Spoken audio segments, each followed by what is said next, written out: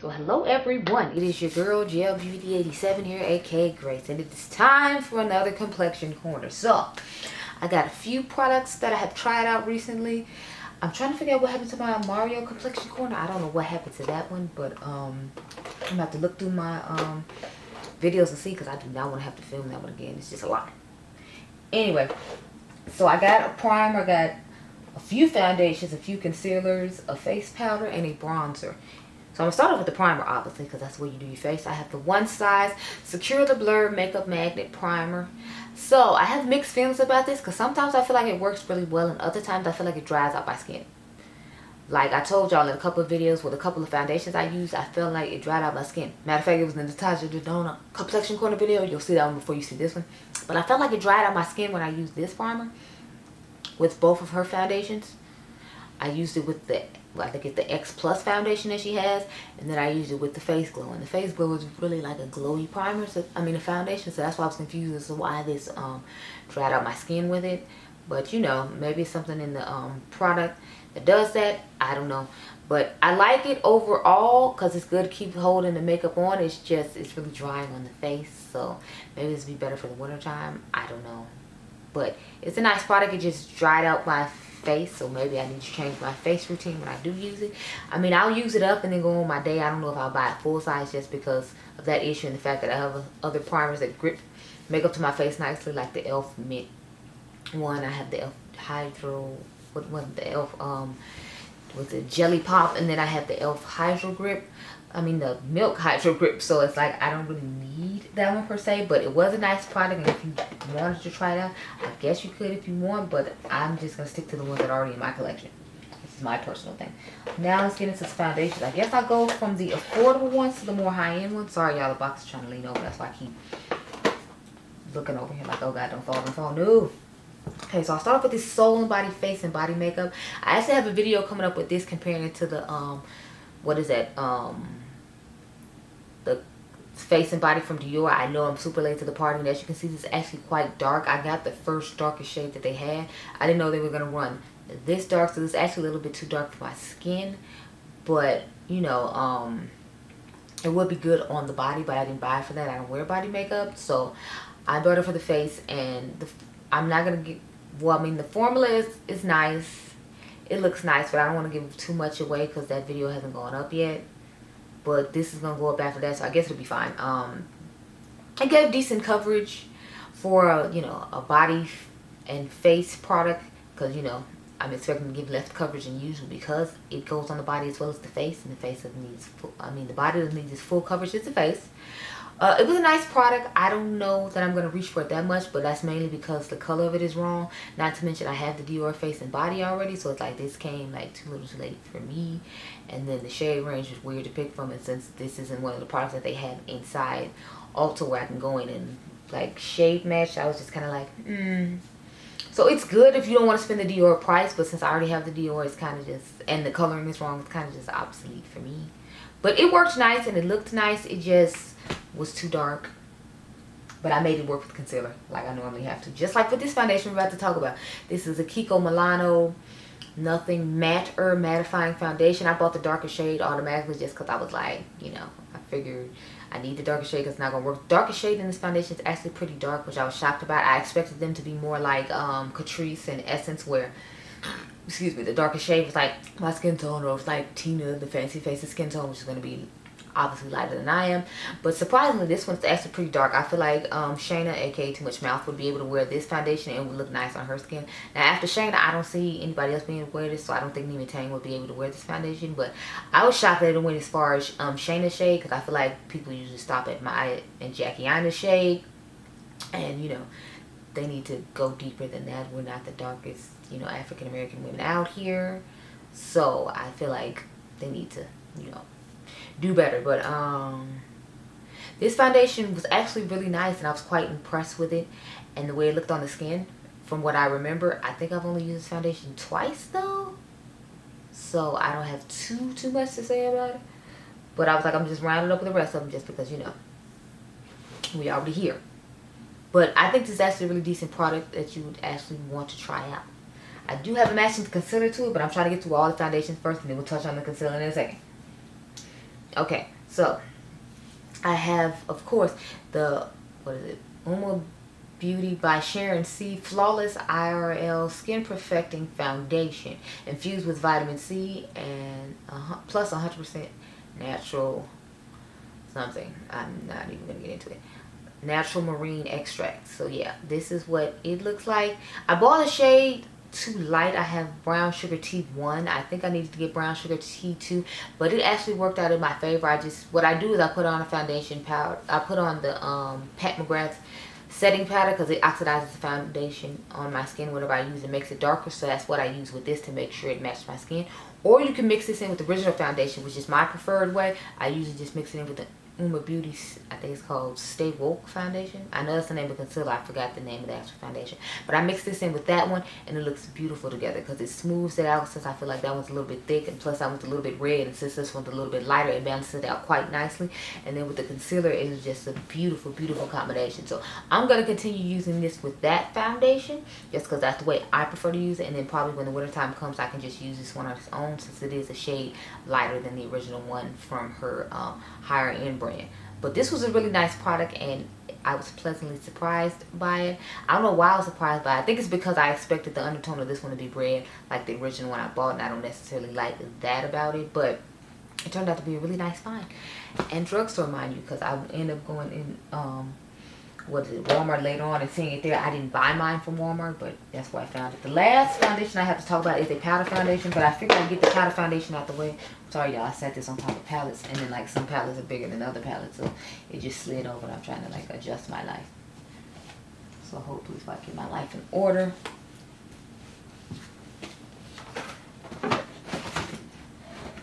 Okay, that's not that much better, but I'm not gonna sit here with the box on my lap. Okay, the last one I have is the Infallible L'Oreal Paris Infallible 24-hour, I think it says long wear CVS. Let's put stickers on top of your shade. Foundation in a powder. So I got the shade 365 Copper. That's the shade I wear in the foundation, except it's 515 Copper in the foundation, and in the foundation powder it is 365. Which says to me they probably don't have as many powder foundations, but people don't really use powder foundation as much, so I guess that's why it's not. This is what my color looks like. It has a really perfumey smell, just like the foundation does, but since I hadn't used it in a while, I forgot it does have a perfumey smell. This stuff looks amazing on the skin. I've been using it with different low coverage foundations just to build up the coverage, because it gives such a high, amazing coverage. I mean, the Infallible line from L'Oreal is just really good. I don't remember about the True Match. I haven't used it in ages, but I remember it being pretty decent. But yeah, I love this powder foundation. This is one of my staples so far in the summer. I've used it like 2 or 3 times. I had it on yesterday. I've been using it all last week, so it's a really good product. It's really nice. I've just been trying out with different foundations.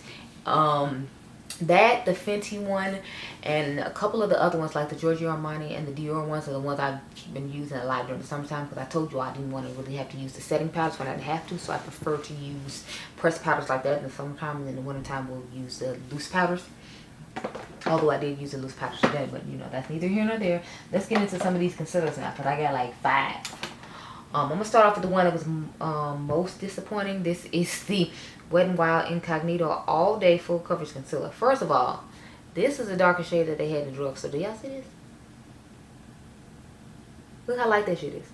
This is the darkest one they have. I feel like they started to take the Physicians Formula route and just not include people looking at me at all, unless you go buy it online, which I really don't appreciate. But I mean, like, they're owned by the same brand as owns Physicians Formula and wait, no, I think they're owned by the same brand that owns Black Opal. It might be Physicians Formula too, I don't know, but I feel like they're taking a Physicians Formula route, and I ain't liking it. Because they used to be in the drugstore and be more inclusive, and now I feel like they're just pulling back more and more, and less is coming out for people who look like me. I was shocked to be able to find their, what is that hydrating veil thing that they came out with in the shade Deep at the store, and it still wasn't really that deep. So, yeah. And that product's just okay. Like, my friend Serena Rose is the reason I bought it, but it says it's like high, medium. She says it's high medium coverage or good medium coverage. I personally didn't find it to be that, but she doesn't have dark spots and hyperpigmentation and all the issues that I have. So that might be why it worked better for her. But I wasn't impressed by it. I had to use that L'Oreal powder just to get the kind of coverage that I like out of it. But we all know I'm not like a light coverage type person to begin with. So probably wasn't a great product for me. But she said it was good to mix in with foundations. Now when I mixed it in with the Catrice True Skin Foundation, I feel like it did a beautiful job. So that's why I'm going to have to finish that product off. But I wasn't impressed with the product that much to begin with. And I didn't feel like any hydration throughout the day like, you know, I figure it's supposed to claim to do since it's calling itself a hydrating veil. So this was a disappointment from them, and so was that. I will keep this on, use it from time to time, just because I know Jackie said it's nice to have a shade like this in your collection just to like highlight those dark spots on your face and in the very inner corner of the eye, which is another reason I was okay with getting this shade, even though this is, like I said, the deepest shade in store. This is supposed to be medium honey. Where's honey in this anywhere? Because all I see is vanilla. I don't see any honey. I see vanilla frosting, not honey. So I don't know who lied and told you all this is what honey looks like. But honey doesn't look like this. Honey looks closer to my skin tone, not this. So somebody lied to physicians. Jesus. Somebody lied to Wet n Wild, who decided to take the physician's formula route, and I'm not feeling it. So I don't know how much more Wet n Wild y'all gonna see. Not that you've been seeing a whole lot to begin with, but have it for the aforementioned reason. So they can kick rocks. Moving on. I have the Catrice True Skin High Coverage Concealer with hyaluronic acid that's supposed to be waterproof. I have the shade Natural Fudge because the one after it was the one I wear in the foundation, which is Warm Spice, and obviously I didn't want the concealer to match the foundation. I was disappointed by this concealer. I felt like it did not do a good job of giving full coverage underneath the eyes, since it says it is a high coverage concealer. I didn't feel like it was high coverage in my personal opinion. The shade of it to me, I don't like that much either. To me, it just seems a tad bit darker than the Wet n Wild one. If I hadn't thrown it on the bed, I would show it to you. But I feel like this just didn't cut it or do it that well for me. So I was kind of disappointed in this. I mean, I'll use it to highlight my face when I use this foundation, but I'll probably most likely use the Milano what is that, Perfect and Conceal concealer with that, because I felt like it looked a lot better with it than their actual concealer, and that's what I was using before they came out with this concealer, because that foundation came out before this concealer, and I'm fine with using that concealer instead. So I'll highlight my face with this one and conceal with the Milano one, just because I wasn't impressed with the coverage this gave underneath the eyes. Which I was kind of disappointed in, because it's like I wanted to have the, you know, foundation and matching concealer. Like that's what I did with the L'Oreal one, and now I have a foundation powder to go with it, but that one was just not the business. And Catrice had the nerve to get rid of my light illusion powder and come in with some other powder that came with the True Skin line. So I don't know if it's the same or not. I'm thinking about ordering it and trying it out, but they only have like one shade, and the shade looks kind of like beige, and I'm not big on beige shades, although I do have one from Catrice that looks really nice. I think it's like the HD collection powder. It looks really nice underneath the eyes, so I might give it a try. I don't know. I know Catrice makes really decent powders though, so that's why I'm willing to try it out. But let me know, do y'all want to see it or not? Because it all depends on you all too, because if you don't want to see it, I don't feel like I should be wasting my time, because I was going to get those new eyeshadow things, and I was just going to add that to the cart with it. But let me know, and then we will see. Next, I have the Kiko Milano Skin Tone Concealer in the shade number 7. This is what I was telling y'all about I used with that foundation. And I'm glad I ended up with such a light concealer, because it helped to balance out the face. Because, like I told y'all, the foundation was too dark, and then the concealer is a little lighter. So I used both of them to my advantage. And then I used like a lighter powder to set the face with, so that way it would make my toe a little more even. Good, y'all. I'm so tired. I'm sorry. But yeah, this concealer was okay. It wasn't the best, but it helped in the situation I needed to. I don't know that I would necessarily recommend it, because look how small it is. First of all, it's 0.11 ounces, and I forgot how much it was. I think it was like $10. So I feel like that's kind of high for the little amount you get, because I feel like with other concealers you get more. I got a couple more in this box, so let's see. How much is in this one? Yeah, see, this one has like 24, and then the Lancome one has 43. So it's like there's a lot of concealers that have more in them than this one does. I mean, I know it's supposed to be affordable, but I feel like there are affordable concealers that still have more product in them than this, like the CoverGirl one and the L'Oreal one. So I'm like, I feel like you don't have to buy such a small amount for the price. But if I remember correctly, I think this might have been $7, so maybe it's worth it. I don't know. It depends on you, but it's just okay to me. Like, I wouldn't buy it again. I'm not gonna tell you to buy it. If anything, I tell you to try out the foundation, not necessarily the concealer. Okay, so I got 2 more concealers, and then we'll get into my Oh crap, y'all, I missed the whole foundation. Jesus. I don't know what I was doing with life. And this is one I reviewed recently too. This is the Very Valentino Light Lasting Perfecting Foundation. If you all remember, I had the shade DN2. I don't know how I forgot about this foundation because it's absolutely stunning. I love to pair this foundation with the two concealers I just talked about. This foundation is absolutely amazing. I definitely want to use this some more. So I might use this tomorrow when I do my Lethal is Dead, Teresa is Dead collection video, because my stuff finally came. It came last night with my Pat McGrath, which is what's on my eyes right now. But yeah, this foundation is amazing, y'all. I'm just mad that it's $68, but I'm glad I tried it out, because remember I told y'all at first I wasn't going to try it out. I wasn't looking at it. I wasn't checking for it. I wasn't thinking about it. But then I just decided to take the plunge. I was like, why not try it? Just why not? It showed up at Nordstrom, so I was like, I'll go ahead and get it now. And this stuff looked amazing on my face. Like when I tell you my face looks flawless, it looks flawless. Paired with this One Size Beauty Turn Up the Base Butter Silk Concealer. I have the shade Dark 3G in this one. Oh my god, y'all, this combination. And look, the packaging even matches. It's like they were meant to be together. Because both these look amazing on the skin together. Like, oh my goodness, y'all. You couldn't tell me nothing. You can tell me nothing. You can tell me nothing.